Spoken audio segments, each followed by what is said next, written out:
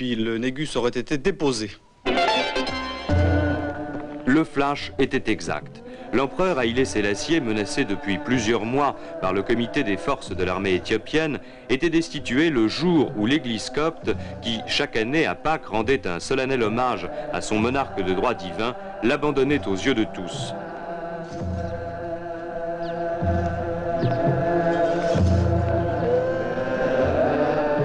Aujourd'hui, la vie du vieux lion de Juda appartient à l'histoire. L'Éthiopie. Bien des gens l'ont découvert le jour où les troupes de Mussolini déferlèrent sur ce pays indépendant depuis 10 siècles. En 1935, les brigades autochtones formées en Érythrée par les Italiens anéantissent les forces éthiopiennes réfugiées dans les montagnes. L'objectif de Rome était de transformer l'Empire éthiopien en colonie fasciste. Ce fut relativement vite fait.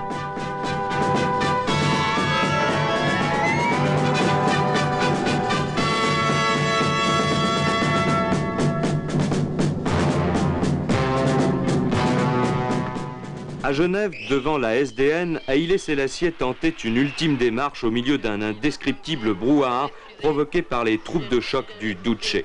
La phrase du Négus « Aujourd'hui c'est nous, demain ce sera vous » devait se révéler exacte 4 ans plus tard. La SDN eut sans doute mauvaise conscience, mais refusa d'intervenir. En mai 1936, le maréchal Graziani entrait dans Addis Abeba, abandonné par l'empereur. L'occupation devait durer 5 ans. Rome entreprenait aussitôt le développement d'un pays vivant à l'heure du Moyen-Âge. Quels que soient les drames provoqués par cette occupation, l'Éthiopie, qui ignorait jusqu'à l'usage de la roue, parut sortir du marasme.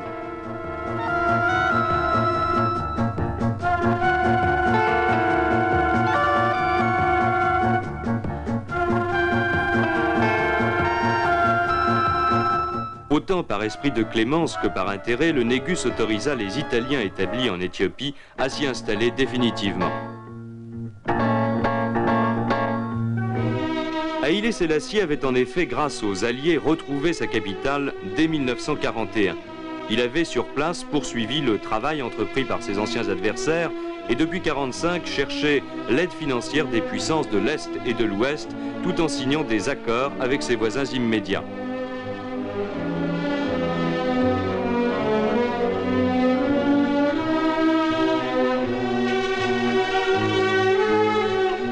Ces voyages à l'étranger purent faire croire qu'Addis Abeba se situait au centre de gravité de la politique africaine. En réalité, l'autorité d'Haïlé Sélassié se trouvait déjà contestée à l'intérieur même du pays. En 1960, durant son séjour en Amérique latine, la garde impériale fomentait un coup d'État pour s'opposer à la stagnation du régime. Mais en moins d'une semaine, les rebelles étaient arrêtés et leurs cadavres pendus devant l'église Saint-Georges.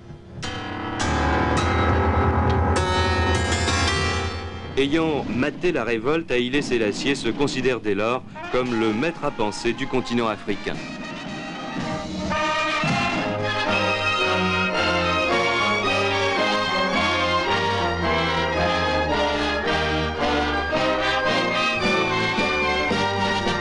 En 1963, à la conférence d'Addis Abeba, il préside au triomphe du panafricanisme et à la naissance de l'Organisation de l'Unité africaine.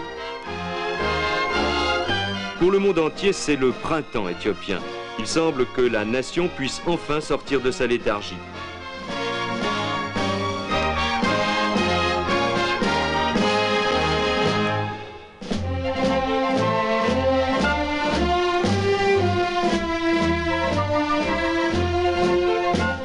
Hélas, pour régler ses dettes envers l'étranger, l'Éthiopie ne peut compter qu'avec la seule production du café, et c'est insuffisant.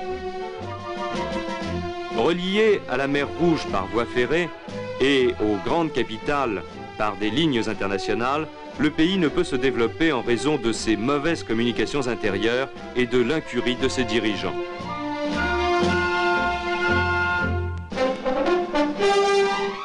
Ignorant toutes les revendications, le Négus, archimilliardaire et tout-puissant, vit comme si de rien n'était, nommant ses gouverneurs et distribuant les charges selon son bon plaisir. Il évoquait même auprès de ses invités privés et de ses autres officiels l'aspect positif de son pays.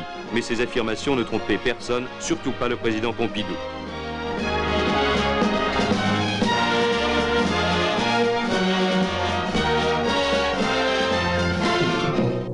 réalité, 20 millions d'habitants menaient une vie archaïque face aux nécessités des temps modernes.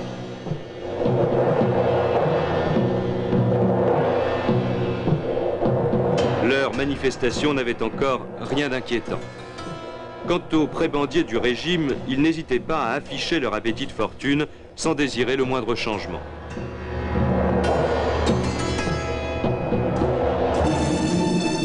En 1973, la sécheresse ravageait la province du Tigre et du Wollo. Selon les rapports des missions de l'UNICEF, 100 000 personnes au moins y seraient mortes de faim. Sans doute, l'Éthiopie ne fut pas la seule à connaître un tel drame, mais Haïlé Sélassié fut le grand responsable de celui qui frappa son pays. Imprévoyant, il avait laissé à l'abandon ces régions situées au nord d'Addis Abeba, sans se soucier de leur équipement.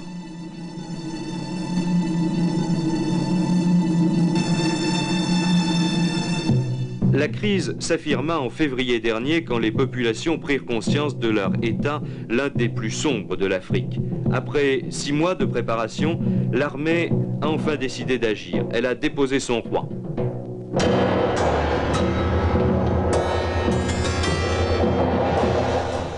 L'opération s'est faite sans révolution car chacun s'attendait à la fin d'un homme affaibli par l'âge et qui avait toujours spéculé sur la vie de son peuple pour accroître sa propre fortune.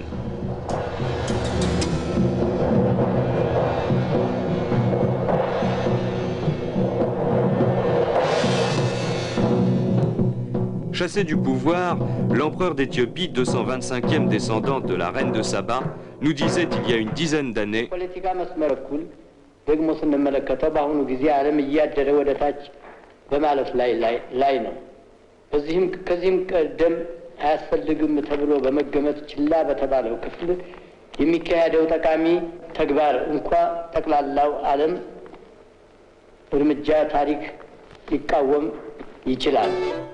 c'était aller un peu loin, même pour le roi des rois.